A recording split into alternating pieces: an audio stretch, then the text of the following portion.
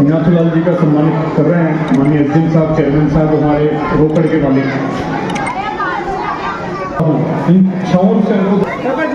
कृपया जल्दी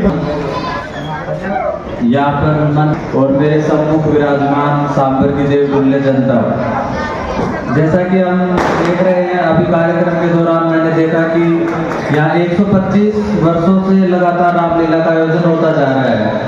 तो ये हम सबके लिए अत्यंत गौरव और हर्ष की बात है कि हम हमारे जो सांस्कृतिक मूल्य है उनको जीवित रखते हुए आगे भविष्य का निर्माण कर रहे हैं। भगवान राम अपने आप में एक ऐसा किरदार है, ऐसा चरित्र है जिसको हर व्यक्ति को अपने जीवन में आत्मसात करना चाहिए। रामचरितमानस, रामायण एक ऐसा ग्रंथ है जो हमें जीवन जीने के लिए एक दिग्दर्शिका के समान है।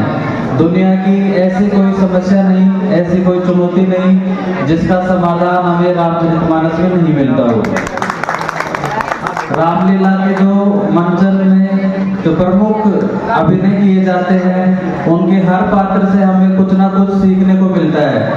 भगवान राम के बाल्य रूप से हम देखते हैं कि एक बालक का बचपन किस तरीके से हम जी सकते हैं और उससे क्या क्या चीजें हम सीखकर अपने भविष्य का निर्माण करते हैं। भगवान राम के बाल रूप में एक बच्चे का रूप, उनके जो किशोर अवस्था है उसमें हमारे जो युवक है उनको क्या प्रेरणा लेनी चाहिए, किन किन मर्यादाओं का ध्यान रखना चाहिए, क्योंकि भगवान राम ही एकमात्र अवतार है जिसे हम मर्यादा पुरुषोत्तम कहते हैं, जिन्होंने अपने जीवन में हर रूप में, चाहे बाल रूप हो, बच्चे का रूप हो, पिता का रूप हो, पुत्र का रूप हो, पति का रूप हो और एक राजा का रूप हो, उससे हमें अनेक शिक्षाएं सीखने को मिलती है। आज मैं आप सभी से आग्रह करना चाहता हूँ, या मेरे सब माताएं और बहनें विराजमान हैं, आप सबके ऊपर दोहरी जिम्मेदारी होती है अपने घर के साथ साथ अपने बच्चों का भविष्य बनाना। आपके द्वारा दिए हुए संस्कार आने वाले समाज और राष्ट्र निर्माण में महत्वपूर्ण भूमिका निभाते हैं। तो आप सबसे अनुरोध है कि आप रामचरितमानस को अपने जीवन में आत्मसात करते हुए भविष्य के उज्जवल भारत के निर्माण में अपनी महत्वपूर्ण भूमिका निभाए।